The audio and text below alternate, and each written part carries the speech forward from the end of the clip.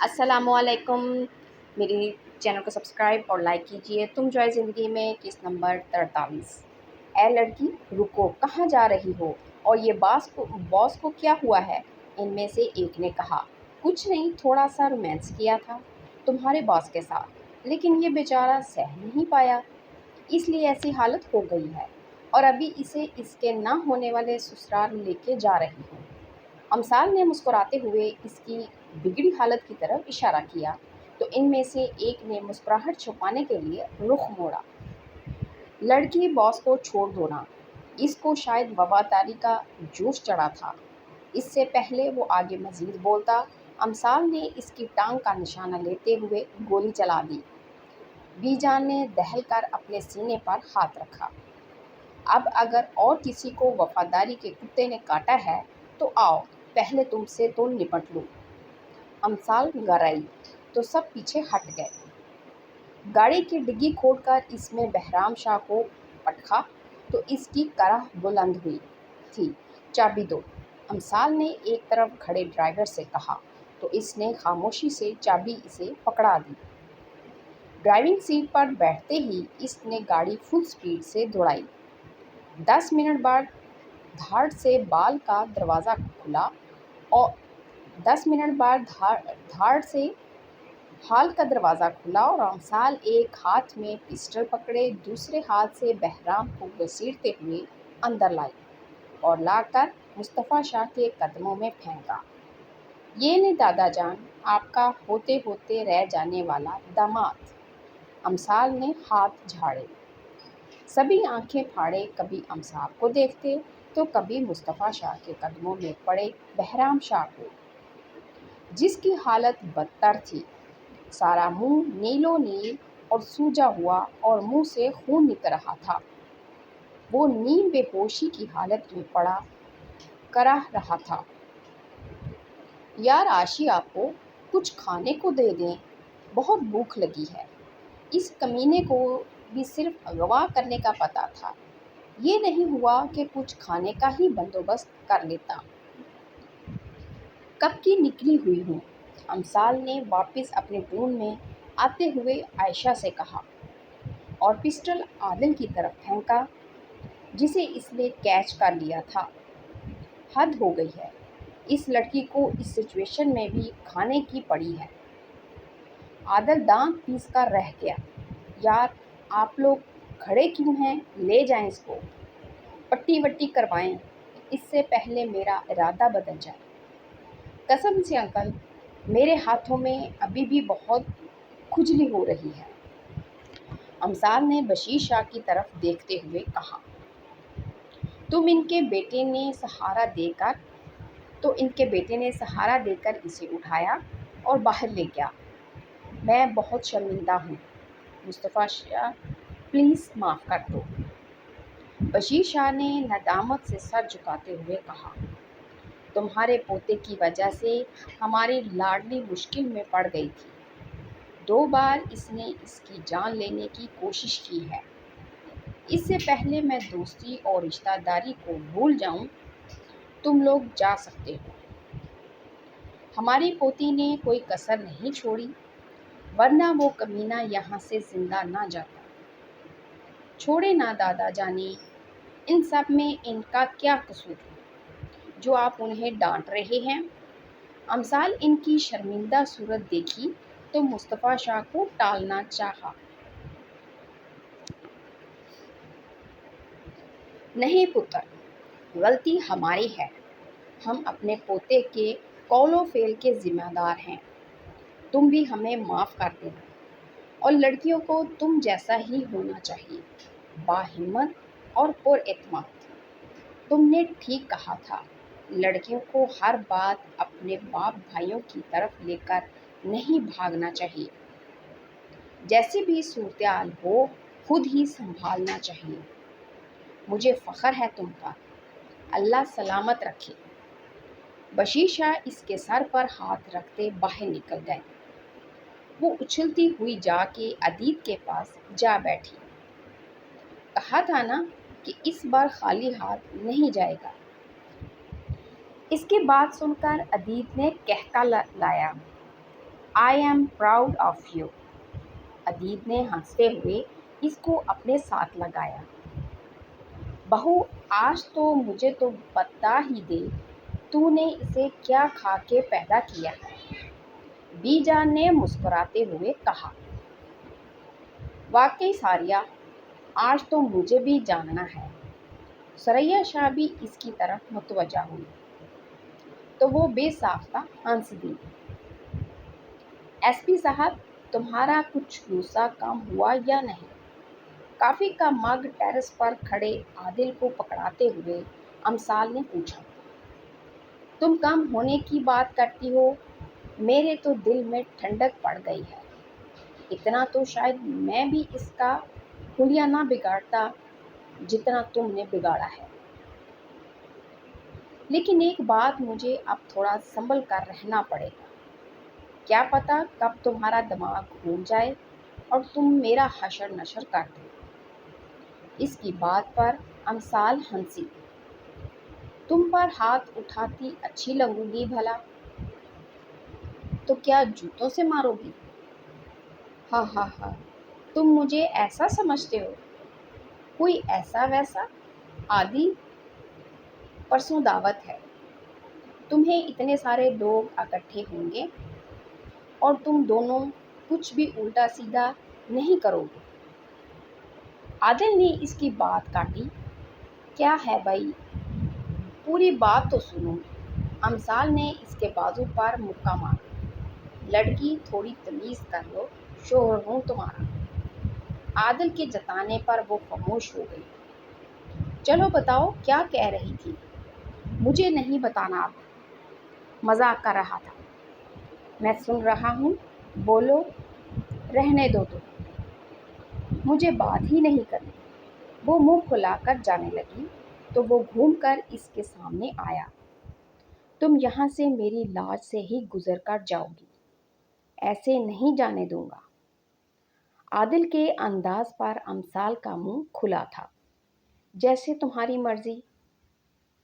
अमसाल कंधे उचकाती आगे बढ़ी तो आदिल ने इसका बाजू पकड़कर रोका। मुझे लगा तुम फिल्मी हीरोइन की तरह मेरे मुंह पर हाथ रख कर कहोगी, ना आदिल, ऐसे ना कहो। मगर तुमने तो बेमरवती की हद ही कर दी है। आदिल के मुंह बसोरने पर वो खिलखिला कर हंसी तो इसने सुकून का सांस लिया। मेरा अभी दिमाग खराब नहीं हुआ जो ऐसे कहूंगी। हाँ भाई, तुम क्यों कहोगी? तुम कौन सा मुझसे मोहब्बत करती हो? तुम्हारी बला से। जीऊं या मरूं, तुम्हें क्या फर्क पड़ता है? हाँ, ये तो है। अमसाल ने झट से सर हिलाया। बंदा दिल रखने के लिए ही कह देता है, अल्लाह ना करे तुम्हें कुछ हो। लो भाई, मैं क्यों खामखा झूठ बोलूं? बात करते करते वो चूकी। एक मिनट, एक मिनट, तुम ज़रा मुझे ये बताओ, तुम्हारे मोबाइल में मेरी तस्वीरें क्या कर रही हैं? इसके पूछने पर वो मुस्कुराया। अब तुम्हारी तस्वीरें नहीं रखूंगा तो किसकी रखूंगा? निकाह से पहले की हैं आदि। तुम मेरी बेखबरी में पिक्चर्स लेते रहे हो, चोर कहीं के। अमसाल की बात पर इसने कहका लगाया। हाँ, तुम्हें कोई एतराज़ है? और हमारा निकाह भी तुम्हारे कहने पर ही हुआ है। और हमारा निकाह भी तुम्हारे कहने पर ही हुआ है ना? बिल्कुल, कोई एतराज़ है?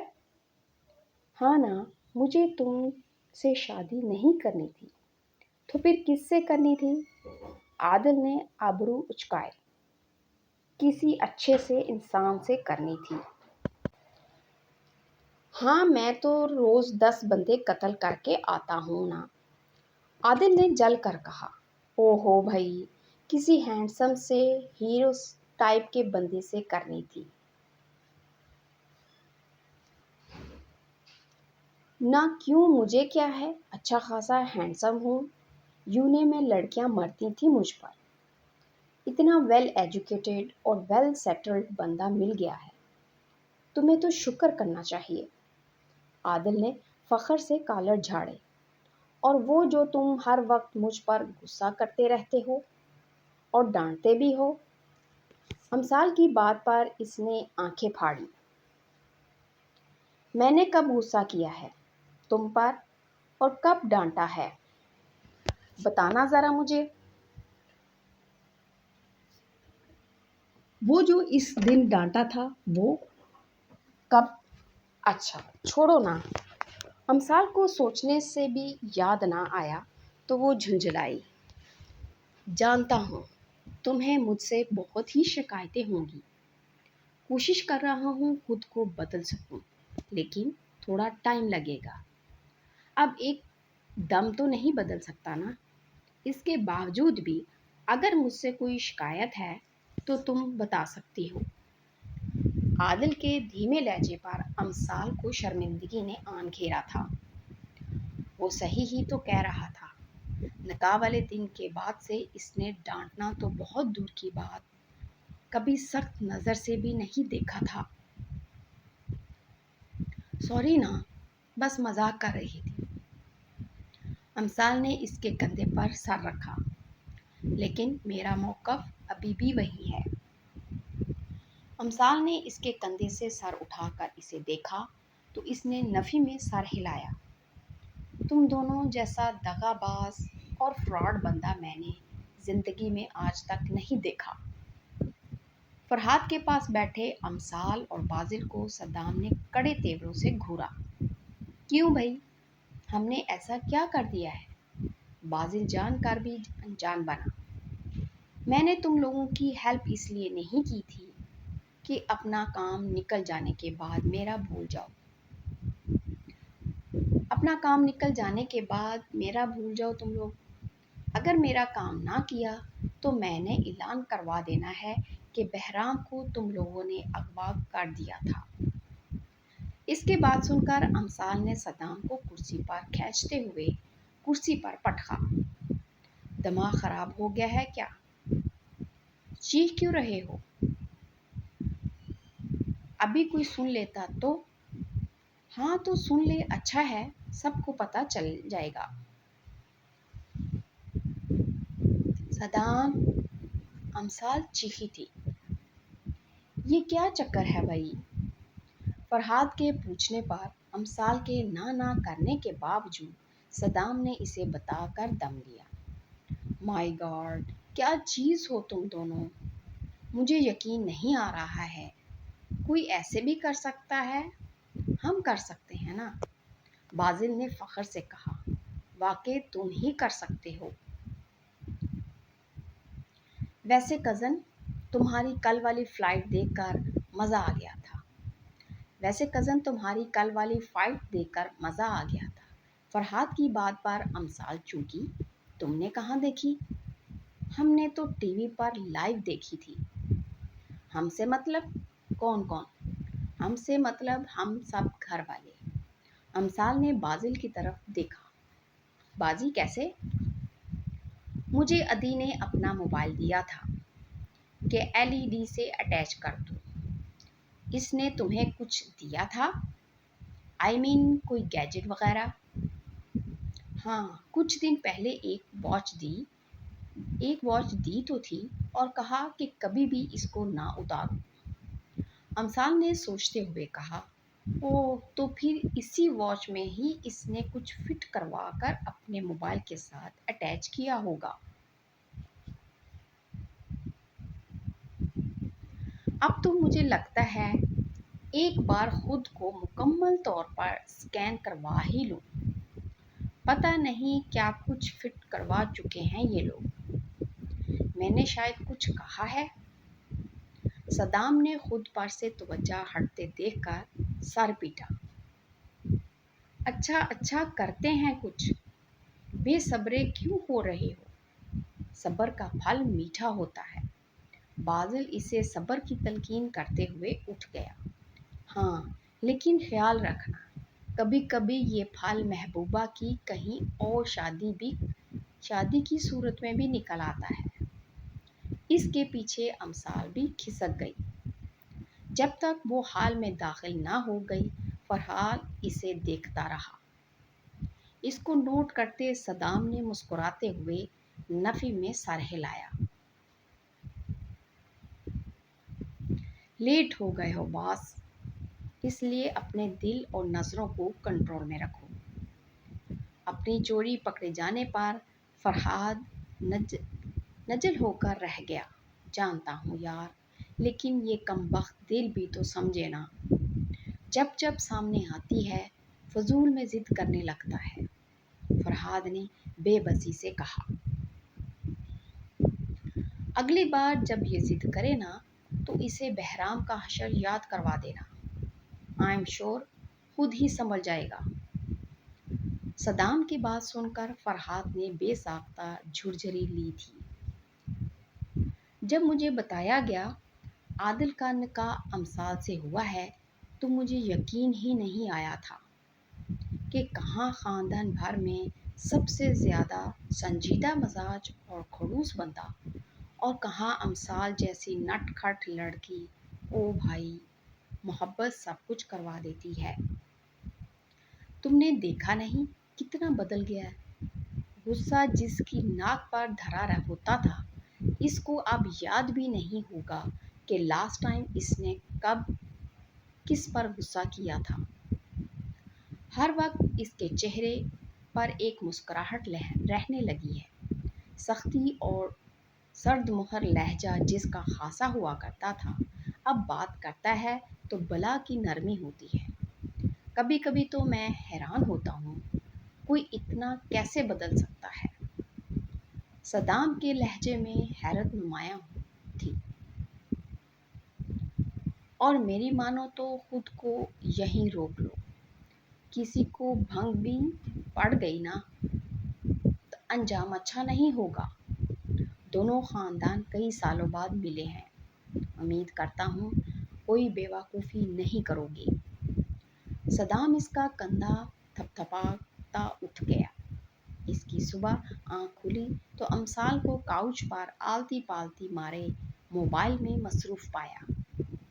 سویرے سویرے اسکولوں اپنے کمرے میں پا کر اس کے ہونٹوں پر بے ساختہ سی مسکراہٹ چھائی تھی۔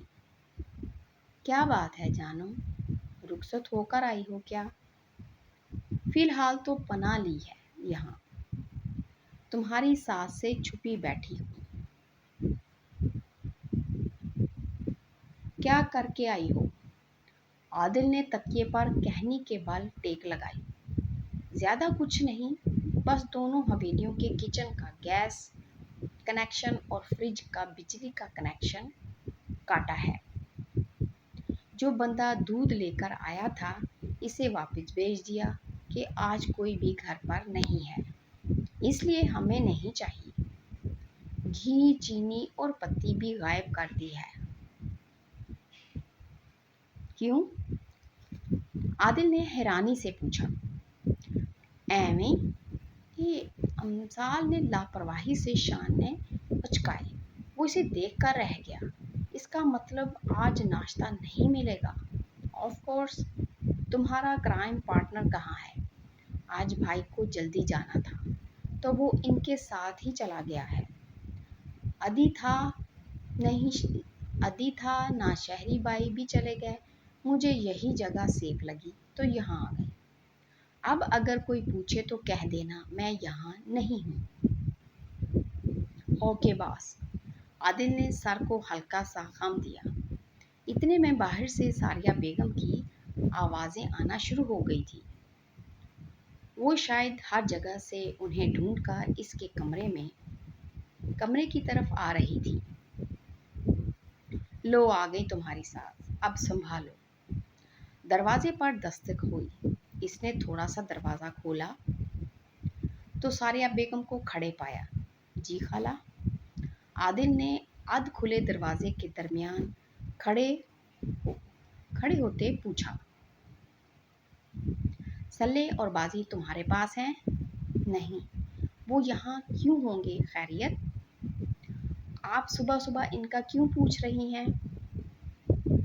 ان دونوں کے ہوتے کہاں خیریت ہو سکتی ہے؟